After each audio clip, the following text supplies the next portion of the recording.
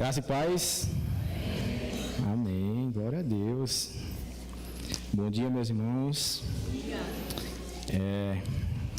Deixa eu organizar aqui. É alegria, né? É alegria, é comunhão, é nesse espírito, né? Como a gente já tem louvado, agradecendo e engrandecendo a Deus por essa manhã. E eu quero, então, meditar, né? Exatamente naquilo que nos une enquanto igreja, naquilo que nos une enquanto povo, né? Que é agradecer a Deus. Então, a minha palavra hoje, né, minha reflexão, né, nesse sentido de gratidão, à luz desse texto que está aparecendo aí, Lucas, né, Evangelho de Lucas, capítulo 17, do versículo 11 ao 19. E eu gostaria que a gente se pusesse de pé, para a gente ler, então, a palavra de Jesus, a palavra do nosso Senhor. Aos irmãos que nos assistem em casa, bom dia também para você. Receba o nosso abraço, receba a nossa gratidão por você estar conosco, participando aqui. E você pode também ler aí Lucas 17, do 11 ao 19, que diz assim: De caminho para Jerusalém, Jesus passava pelo meio de Samaria e da Galiléia. Ao entrar numa aldeia, saíram-lhe ao encontro 10 leprosos, que ficaram de longe e gritaram: Jesus, mestre, tenha compaixão de nós. Ao vê-los, Jesus disse: Vão e apresentem-se aos sacerdotes. Aconteceu que, indo eles, foram purificados. Um dos 10, vendo que estava curado, voltou dando glória a Deus em alta voz, e prostrou-se com o rosto em terra aos pés de Jesus, agradecendo-lhe. E este era samaritano. Então Jesus perguntou: Não eram 10 os que foram curados? Onde estão os 9? Não se achou quem voltasse para dar glória a Deus, a não ser este estrangeiro? E lhe disse: Levante-se e vá, a sua fé salvou você. Vamos orar. Senhor, obrigado pela tua palavra e obrigado por aquilo que o teu Espírito Santo já ministrou ao meu coração para compartilhar com a igreja nesta manhã. Que teu Santo Espírito também, da mesma forma, haja no coração e na vida de cada um, Senhor. Em nome de Jesus. Amém. Podemos assentar, irmãos.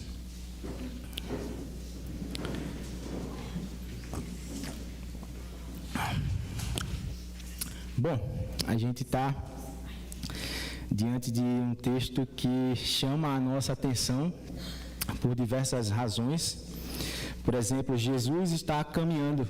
Essa imagem é muito presente no Evangelho de Lucas. Esse Jesus que caminha, inclusive foi o tema de uma das nossas aulas extras, né, recentemente, um mês passado mais ou menos. E a gente explicou, se você não assistiu, você tem a oportunidade de assistir, está salva. Né, exatamente a nossa aula era no caminho com Jesus. Foi isso, Lucas? E a gente então explicou várias nuances, né, dentro do Evangelho de Lucas, dessa imagem desse Jesus que caminha. E Jesus caminha com um objetivo, né, como descreve aqui o evangelista, de caminho para Jerusalém. Jesus está caminhando, porém,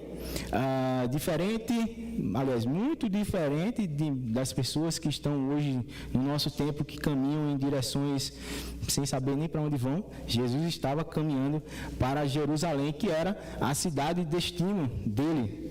Jesus estava caminhando para Jerusalém, que era a cidade objetivo onde ele seria crucificado e ressuscitaria. E a gente já sabe desse detalhe, mas mais uma vez também era necessário passar por Samaria.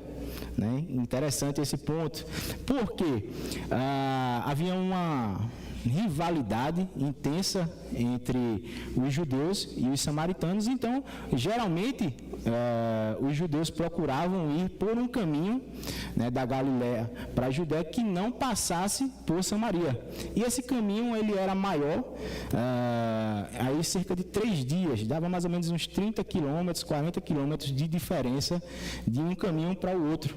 Mas Jesus vai passar por meio, né, pela cidade de Samaria, a exemplo do que aconteceu naquela história que você conhece, de quando Jesus entra em Samaria e ele vê um poço, encosta no poço, e aí a mulher samaritana, todos vocês certamente já conhecem essa história, e o contexto da caminhada é o mesmo, mas o ensinamento aqui é um pouco diferente, porque nesse primeiro momento, que está lá em João 4, né, Jesus está caminhando, ele passa em Samaria, porém o foco de Jesus naquele momento, ele ainda era de proximidade com as pessoas, né? E aí os estudiosos do Evangelho de Lucas, eles dividem o Evangelho em 3 porções, né, para facilitar o entendimento.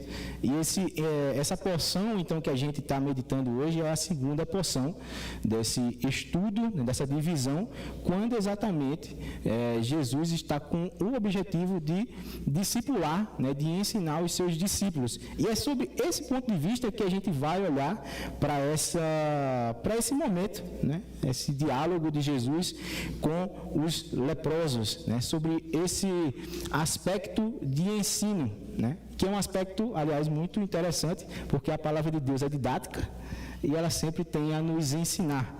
Então, nessa oportunidade de Jesus ensinar, o que é que ele tem para nos ensinar, né? Provavelmente você até já pode ter lido aqui, né, no momento que a gente estava nos estudos do Evangelho de Lucas, que foi o último trimestre nosso da EBD, a gente passou por esse texto, né? Mas eu quero hoje detalhar ele um pouquinho mais, né, para a gente alcançar algumas nuances, entender um pouco melhor da situação do leproso, por que ele não foi ao sacerdote, né, por que ele voltou agradecendo, por que ele se prostrou, o que tudo isso significa, né? Mas antes, eu preciso dizer 2 coisas.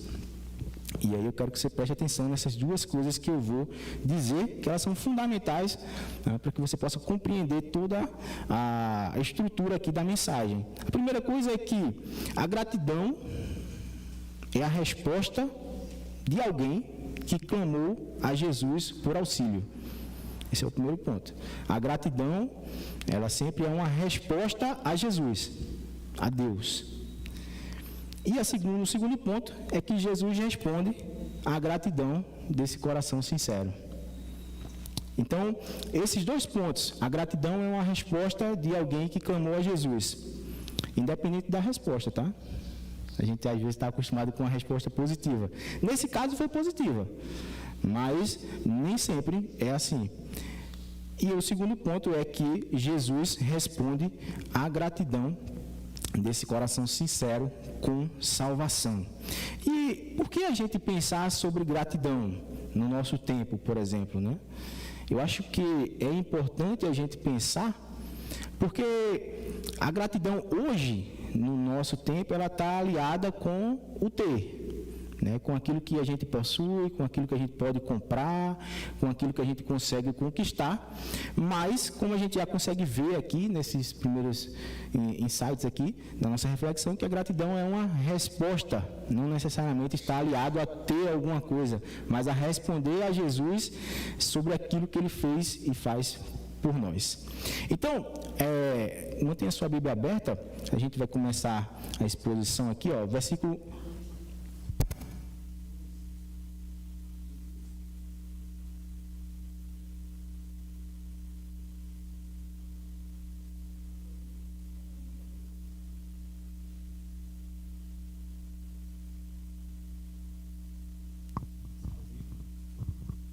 Tem nada gravado aqui. Ao vivo. Opa! Som. 1, 2. Tá me ouvindo bem? Tá baixinho, tá? Tá baixinho. Acho que o Lucas vai liberar ali agora. Som. 1, 2. Som. Agora. Ao vivo e a cores. É isso aí. Nada gravado. Então, Jesus está a caminho de Jerusalém. Ele passa por Samaria, né, para encurtar o trajeto. Passa por essa aldeia e aí saem ao encontro 10 leprosos, né? E como é que eles sabiam que era Jesus? E quem disse àqueles homens que aquela pessoa era Jesus? Interessante isso, né? Será que eles já tinham ouvido falar de Jesus? Provável que sim, né? Nessa altura aqui da história, mais de 2 anos de ministério, praticamente 3 anos já de ministério, é bem provável que eles já tinham ouvido falar de Jesus, sim. E, de acordo, né, com nosso evangelista Lucas, Jesus estava com uma fisionomia, né, nessa caminhada, Jesus estava com uma fisionomia resoluta. Lucas 9:51 diz que Jesus estava com a fisionomia resoluta de alguém que ia para Jerusalém. Então, alguém que ia para Jerusalém tinha uma característica. Olha que interessante. Interessante esse ponto, né? Por exemplo, alguém que vai para o céu, se você já tem certeza da salvação, você tem uma característica que é diferente das outras pessoas.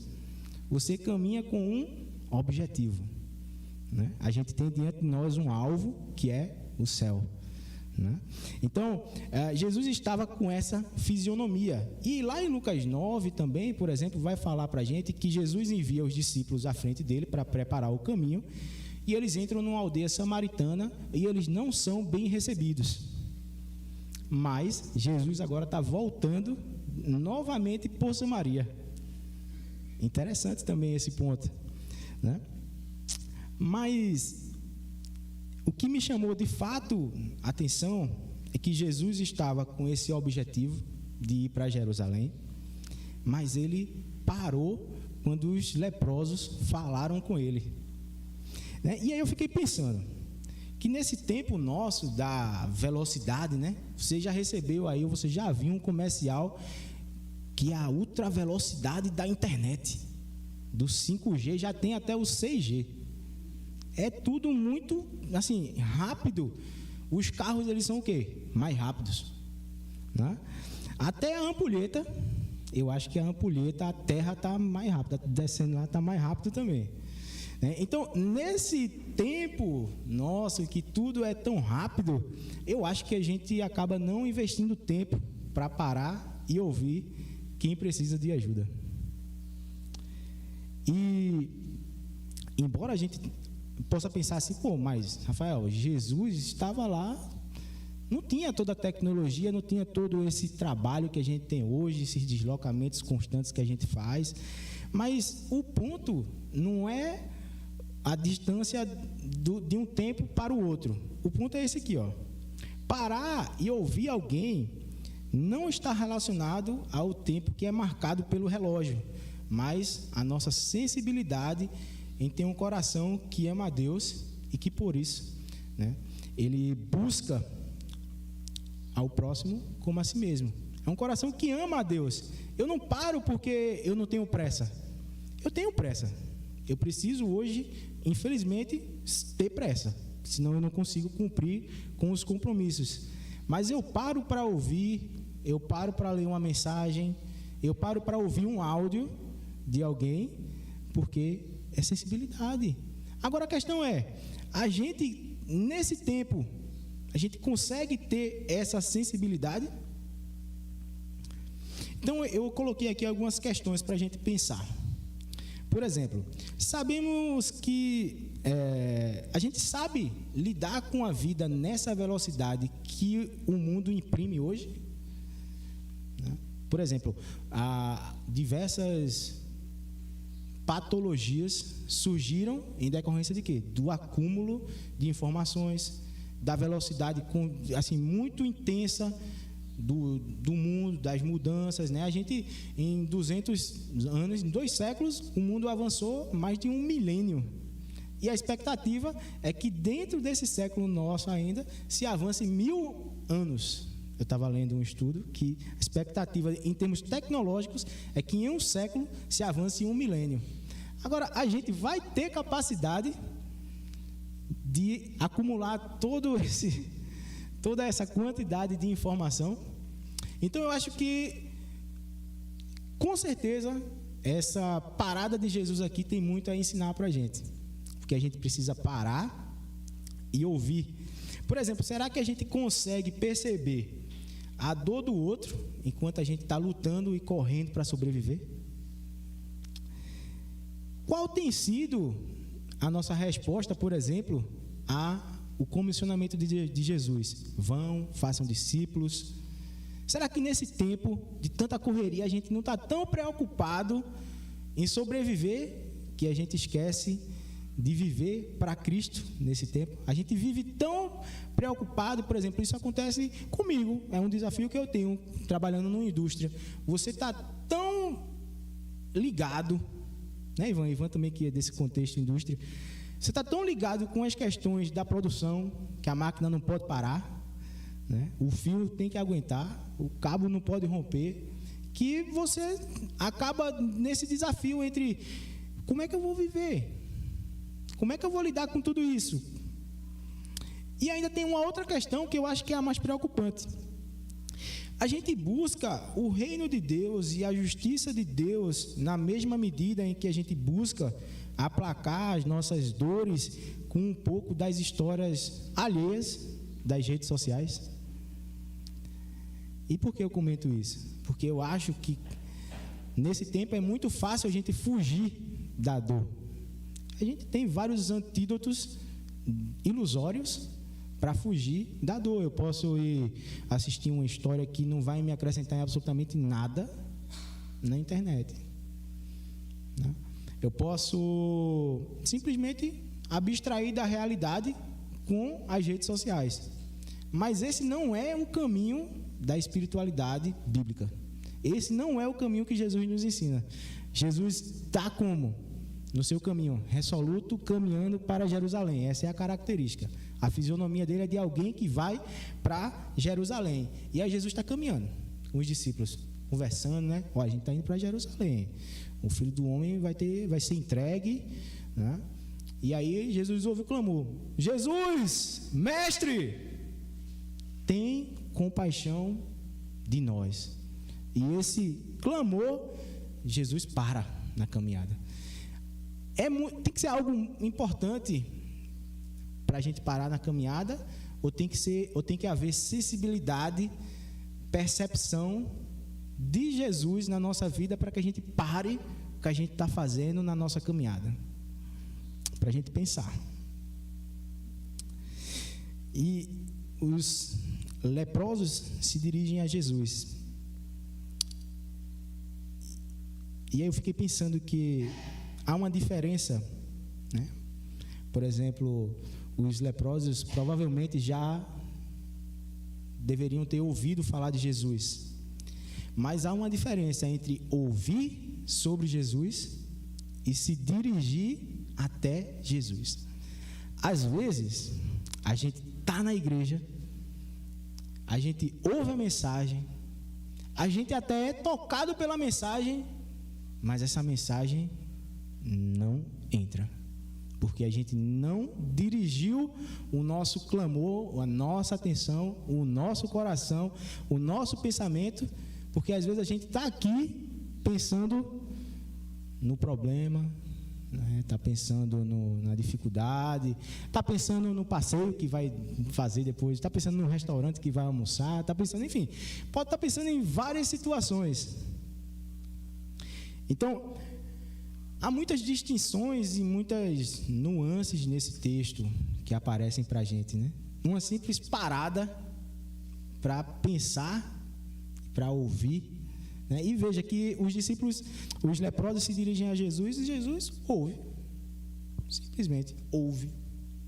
E como é difícil para a gente ouvir hoje, né? Parar e ouvir coisas importantes, coisas que sejam relevantes. A gente ouve muitas coisas, isso é um fato. Tem muita gente falando, tem muitos podcasts, muitos vídeos, muito tudo. Agora, o que seja interessante e importante, esse sim, é difícil. Então, nesse momento, os leprosos se dirigem até Jesus. Eles não apenas estão mais ouvindo Jesus, né? Ouvindo sobre Jesus. Eles não apenas estão mais com um pensamento: quem será Jesus? Como será? Eles agora estão diante de Jesus. Então, Jesus ouve e responde ao clamor desses leprosos. E eu fico pensando que, às vezes,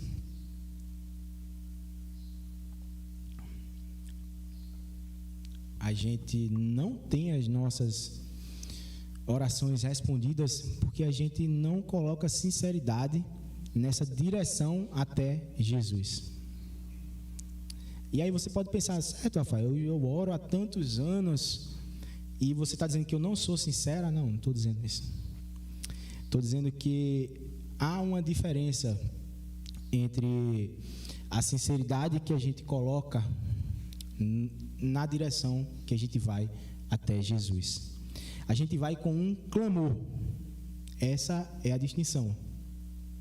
Porque a via que leva a gente até Jesus é essa via que vai do clamor até o que a gente vai ver agora, que é o se prostrar. Então, Jesus nos mostra que parar e ouvir alguém ainda é importante. Parar e conversar com alguém é importante. Eu tenho uma semana bem corrida, né? Mas eu sempre recebo mensagens de alguns irmãos e eu paro, leio, respondo. Claro, às vezes não é na hora, né? Nem sempre dá para ser, mas a gente está fazendo o quê? Sensibilidade. Cadê a nossa sensibilidade cristã de parar e ouvir? Né? De parar e se compadecer, de parar e ter misericórdia. Então, Jesus para, ouve e responde: vão e apresentem-se aos sacerdotes. E aí, essa é uma imagem, né, é uma ideia que Jesus está trazendo do Antigo Testamento. Vão e apresentem-se aos sacerdotes, ou seja, vão e cumpram a lei.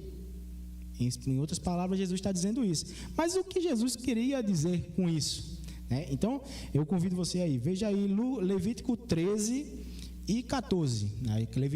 Levítico capítulo 13 e capítulo 14. Né? Levítico capítulo 13 vai falar sobre as leis de Deus a respeito das pessoas impuras, né, por ocasião da lepra. Certo? Levítico 13. E Levítico 14 vai falar sobre a cerimonial, né, o ritual de pureza, de purificação para quem tivesse a cura da lepra. Então, um fala a respeito das leis, se você fosse acometido pela doença, e o outro fala para quando você tivesse curado. Então, em geral, Levítico 13 está comentando o seguinte: as doenças dermatológicas, né, se fosse nosso tempo, doenças de pele. A lepra, na verdade, é um conjunto, né, várias doenças associadas a questões da pele. Poderia ser o que a gente tem hoje, vitiligo, né, como a gente fala no nosso tempo. Poderia também ser outras doenças, né, por exemplo, que surgem na pele, eczemas, enfim, várias doenças, né, dermatológicas são associadas nesse contexto da lepra. E, em geral, o que exemplificaria isso seria ter uma mancha na pele que fosse branca ou vermelha, né, e os pelos também estarem com essa coloração. Essa seria a principal característica aí que vai unir todas as doenças que estão no conjunto da lepra. E o que aconteceria, né? Por exemplo, a partir do momento que alguém foi ali identificado com a possibilidade de lepra, ele iria até o sacerdote, e indo até o sacerdote iria avaliar 1 semana, 2 semanas, e na 3ª semana ele ia dar o diagnóstico. Olha, realmente você está impuro ou você pode continuar a sua vida. E aí, se fosse diagnosticado com a lepra, o que era que aconteceria? Ele teria que rasgar sua roupa. Observe agora, isso aqui é importante. Ele rasgava a roupa, raspava todo o cabelo, raspava a sobrancelha, todo o cabelo do corpo, e era colocado fora do arraial, fora da tenda dele, fora do arraial do povo de Deus. E o que isso significa? O que esse afastamento que as pessoas que tinham lepra significa? Por exemplo, esse afastamento era sinônimo de impureza, de solidão, de desesperança e de humilhação. Porque, além de tudo isso, ele ainda tinha que fazer assim, ó. Botava a mão na boca e fazia assim, ó. Impuro! Quando alguém chegava perto dele, ele fazia assim, ó. Impuro! Aí a pessoa que estava chegando perto se afastou, corria e ia embora, sumia de perto daquela pessoa. Então, imagine que você estava sem família, as suas roupas ali, né, que você estava usando foram rasgadas, provavelmente ele deveria receber uma outra roupa para poder viver fora ali do arraial, ia viver escondido em algum lugar, e se alguém chegasse perto, ele tinha que gritar impuro. Era muita humilhação, meu irmão.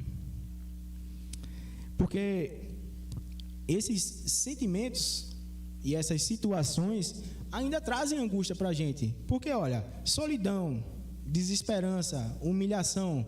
Quem nunca se sentiu em algum momento algum desses sentimentos? Ou impuro diante de Deus. A gente cometeu um pecado e se sentiu impuro diante de Deus.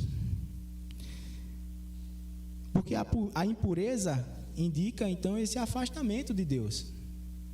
A solidão, o afastamento do próximo. A desesperança, o afastamento de um futuro melhor.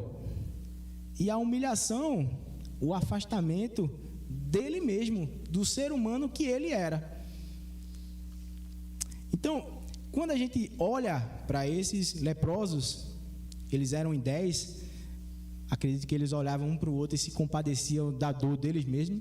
Eles andavam juntos, esses 10 amigos, talvez.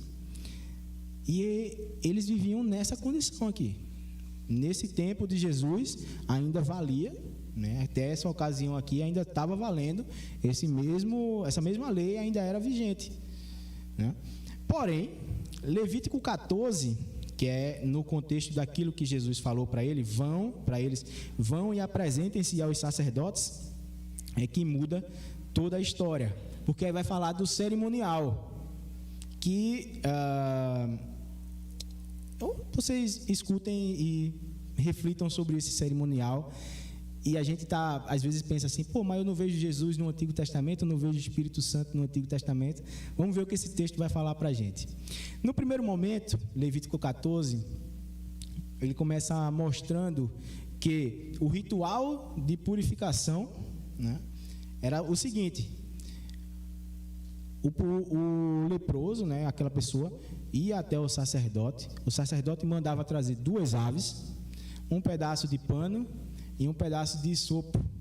E aí, uma das aves era sacrificada, e com o sangue dessa ave que foi sacrificada, se aspergia sobre a outra ave, e então se libertava essa ave que ficou viva. E o que isso quer dizer? Que sobre o sangue do sacrifício havia liberdade. Esse é o primeiro ponto do cerimonial de purificação. Agora vamos olhar para Jesus. O que é que acontece? O que é que a gente fala hoje?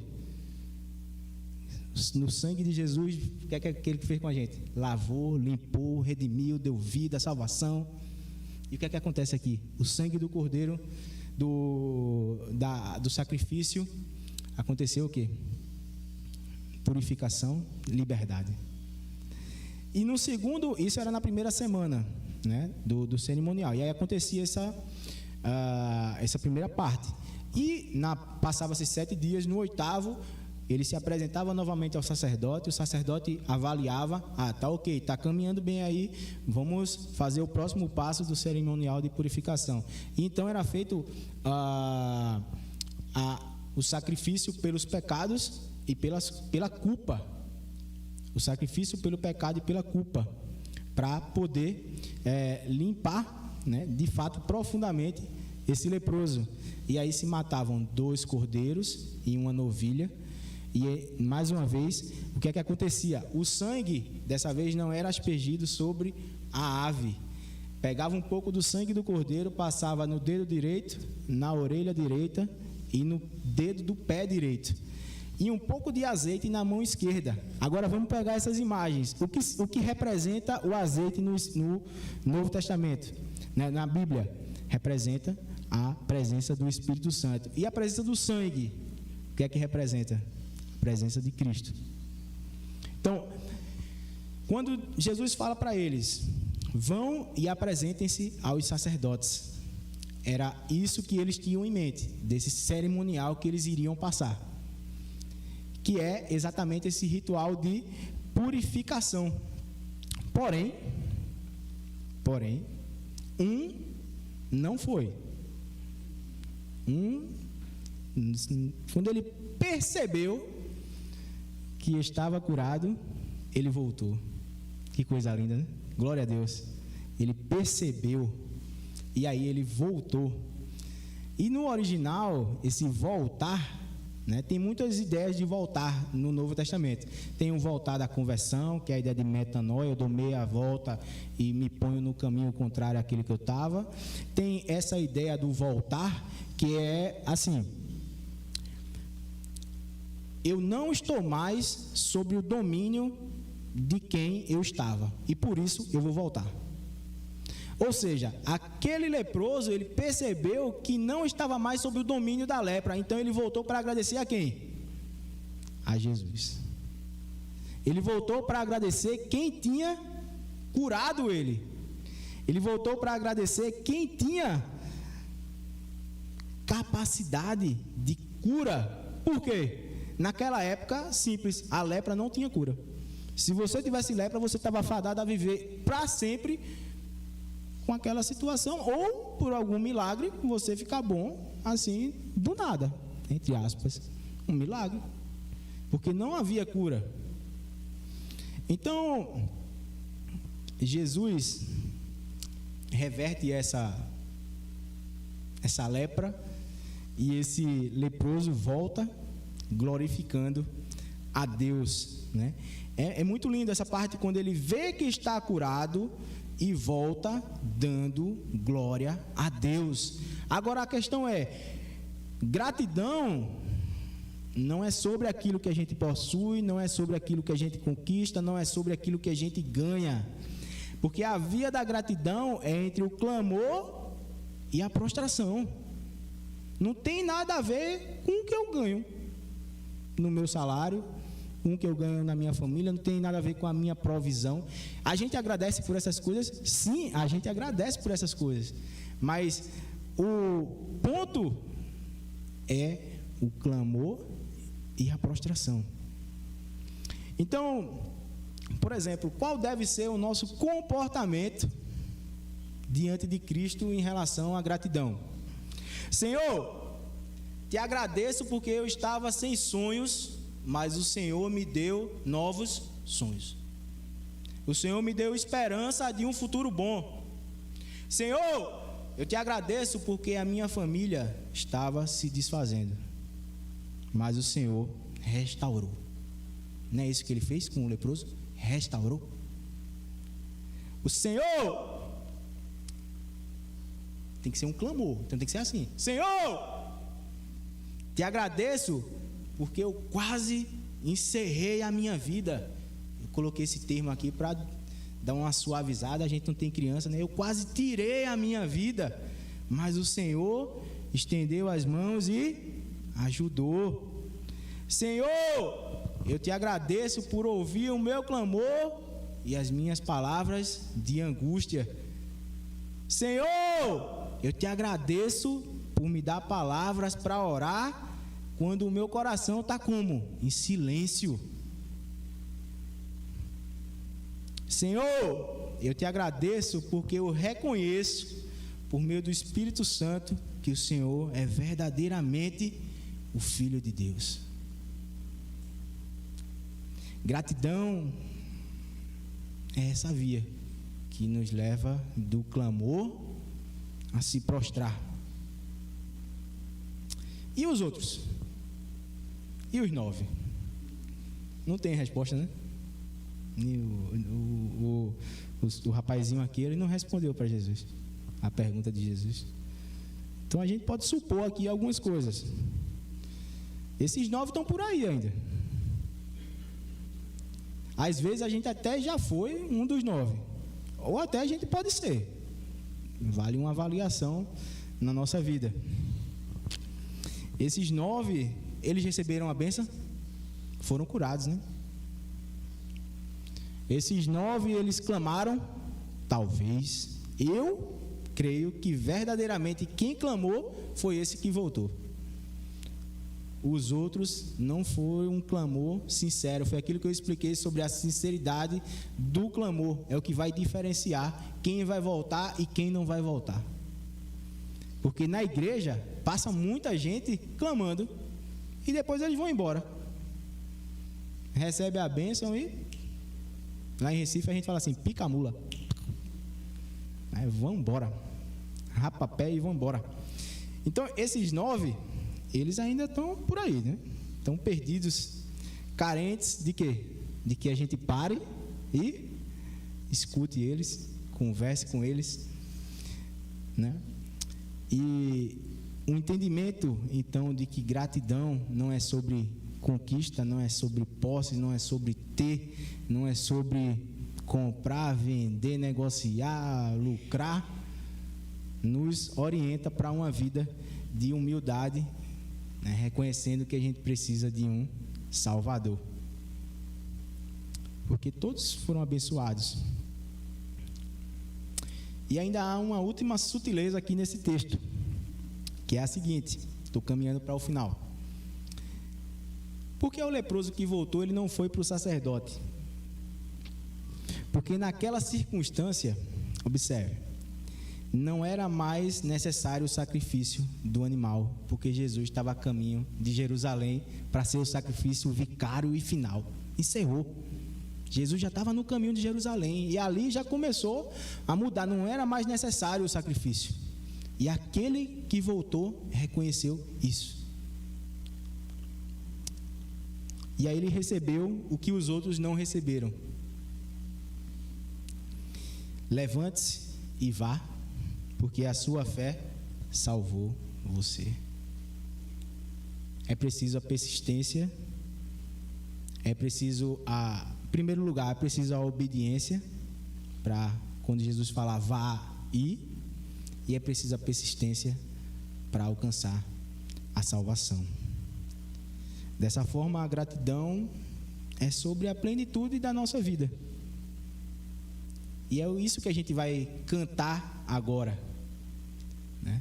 Como agradecer a Jesus o que Ele fez por mim. Como é que você vai agradecer a Jesus? Vamos colocar de pé primeiro. E aí, enquanto a gente vai cantar, você vai pensando os motivos de gratidão da sua família, do seu trabalho, da sua saúde, da provisão, daquele seu parente, do seu filho que está afastado, né? Daquela pessoa que você queria que estivesse aqui hoje, mas não está, daquelas pessoas que você sente saudade, mas com quem você aprendeu sobre Jesus. Você vai lembrar e lembrando, você vai agradecer.